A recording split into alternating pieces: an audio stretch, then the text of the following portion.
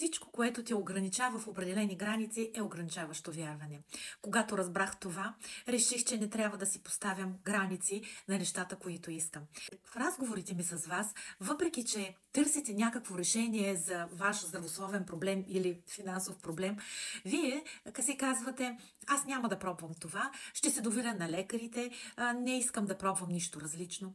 Има нещо, което разби моите вярвания за това, че трябва да вярвам само на един и същи модел или на едни и същи хора. И не трябва да поглеждам настрани. С цялото ми уважение към лекарите и към цялата наука, защото аз също ползвам техните услуги и се доверявам на лекарите, но ако лекарът отсреща е бил с инфаркт или е с диабет или е с наднормени килограми, как тогава той ще реши моя проблем, ако аз имам такъв? Ако този лекар не може да поправи себе си, въпреки че е учил за това, как ще помогне на мен? Когато започнах да си задавам тези въпроси, моментално ми се разшири и границата на това да започна да гледам и други гледни точки. Тогава разбрах, че може нещо друго да ми бъде в полза в моето положение.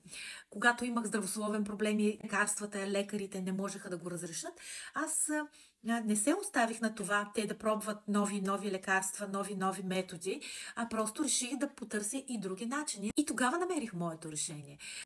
Тогава се доверих на хора, които имаха своите резултати с продуктите и си казах: щом като те са си решили този проблем по този начин, аз ще пробвам, може би ще се получи и при мен.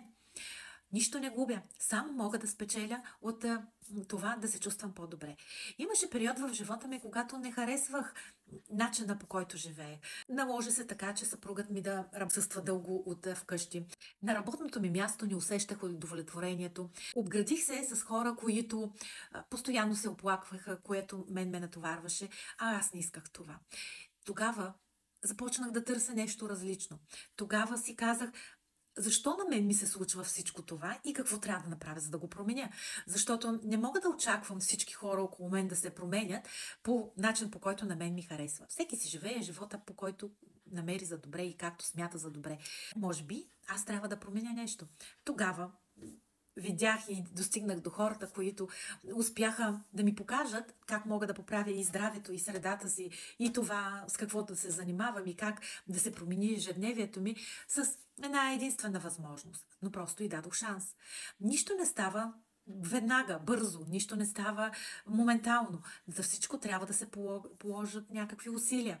Да си поправя здравето е необходимо време. Да създам нещо свое е необходимо време.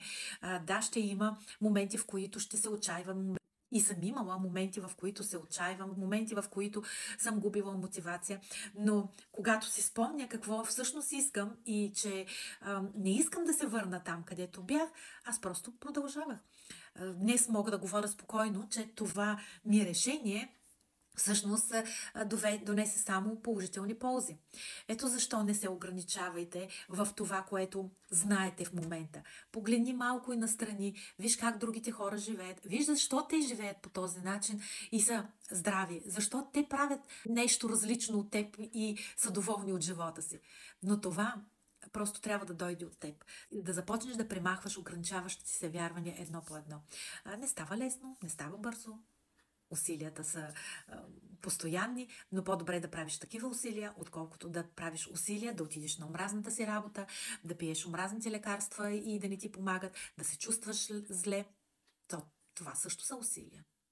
Ако искаш нещо ново, напиши ново в коментарите и аз ще се свържа с теб.